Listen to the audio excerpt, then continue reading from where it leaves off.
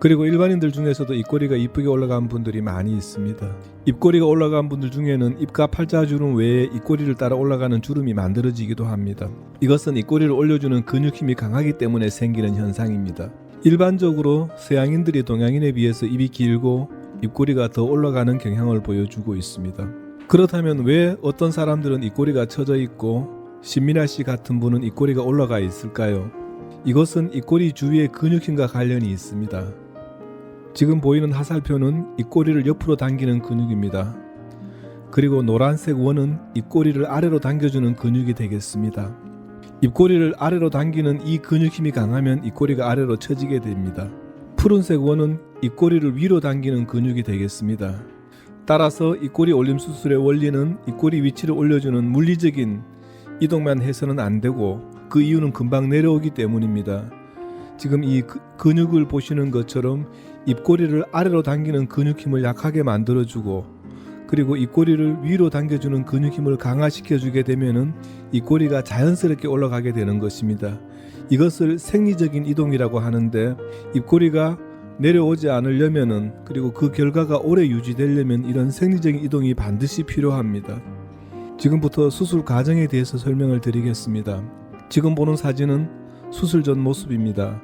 입꼬리가 심하게 처져 있고 깊은 골도 만들어져 있습니다.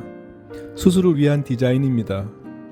입꼬리가 처질 때는 윗입술 방향으로 입꼬리가 내려오지만은 올려주는 방향은 아랫입술 방향을 따라서 올라가도록 지금 보시는 흰색 화살표 방향이 되겠습니다. 이런 방향으로 입꼬리가 올라가야 되겠습니다. 수술 직후의 모습입니다. 또 다른 분입니다. 이분은 입술 길이가 짧은 분이고 입꼬리가 처져 있습니다. 수술 직후의 모습이 되겠습니다. 이분에게는 입술 길이를 연장하였고 동시에 입꼬리 올림 수술을 하신 분입니다.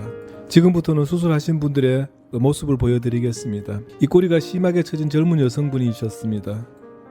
입꼬리 올림 수술 후 1년 된 모습이고 웃었을 때 입꼬리가 올라가지 않고 옆으로 퍼지는 경향을 보여주고 있습니다. 이에 비해 수술하고 난 후에는 웃을 때 입꼬리가 확연하게 올라가는 것을 확인하실 수 있습니다. 중년 여성의 입꼬리 올림술에 대해서 말씀드리겠습니다. 수술 전에는 입꼬리가 처져 있는 데 비해서 수술 후 입꼬리가 매우 이상적인 모습으로 올라가 있습니다. 웃는 모습도 수술 전에는 입꼬리가 올라가지 않지만 수술 후에는 자연스럽게 입꼬리가 올라가는 그런 웃음을 보여주고 있습니다. 입꼬리가 심하게 처진 분이고 웃는 모습도 입꼬리가 처지면서 아름다운 웃음이 되지 못하고 있습니다. 이런 웃음은 입꼬리를 아래로 당기는 근육힘이 아주 강하기 때문입니다. 수술 후에는 입꼬리도 올라가지만 웃는 모습에서 변화를 보실 수 있습니다.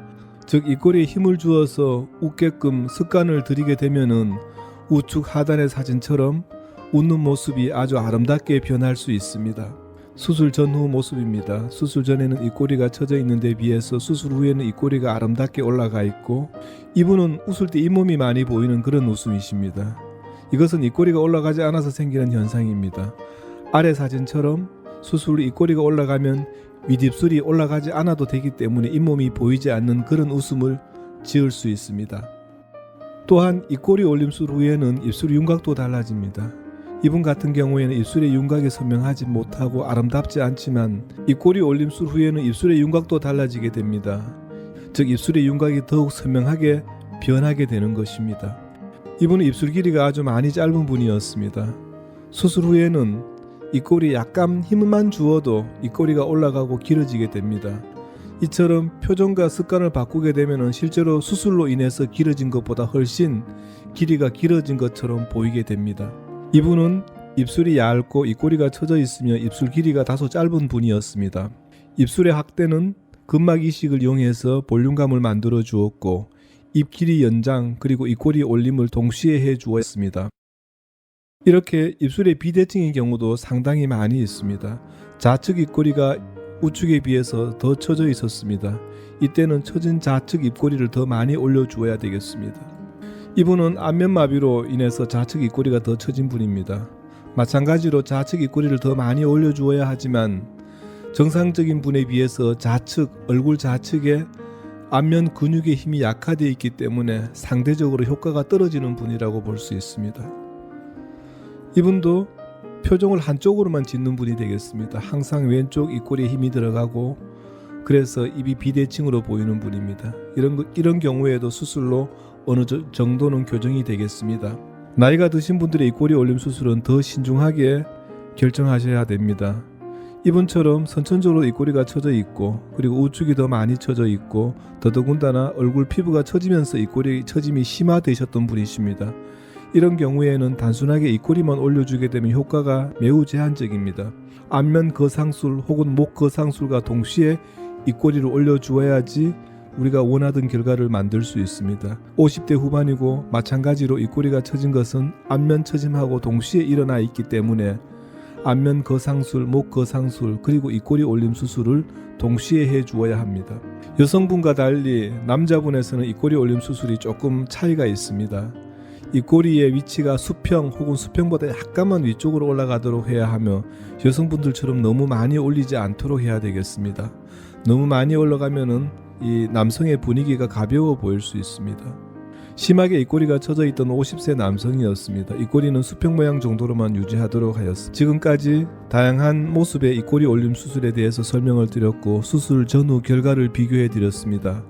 그럼 지금부터는 입꼬리 올림 수술 후의 회복 과정에 대해서 설명드리겠습니다. 입꼬리 올림 수술은 회복이 매우 빠르기 때문에 수술 다음 날부터 외출이 가능합니다. 실밥은 5일 후에 제거하게 되고 이때까지는 실밥이 남아있더라도 실밥 자체가 투명하기 때문에 잘 보이지 않습니다. 그리고 수술 후 2-3주 후부터 수술 부위가 단단해지게 됩니다. 이것은 모든 수술에 공통적으로 해당되는 사항이 되겠습니다. 하지만 상처 부위에 어떤 붉은 색조라든지 그리고 단단한 것은 3개월에서 6개월 정도가 지나면은 색조가 옅어지고 없어지고 그리고 단단한 조직은 부드러워지게 되겠습니다. 수술 후 관리 방법에 대해서 말씀드리겠습니다. 관리는 특별히 주의할 사항은 없습니다. 수술 다음 날부터 세안이 가능하고 양치라든지 식사 이런 것들이 가능하겠습니다. 미지근한 물로 세안하고 얼굴을 말린 후에 상처 부위에 연고만 발라주시면 됩니다. 한 가지 주의할 점은 약 2주간 입을 크게 벌리시지만 않으면 되겠습니다. 다음은 부작용 가능성에 대해서 말씀드리겠습니다.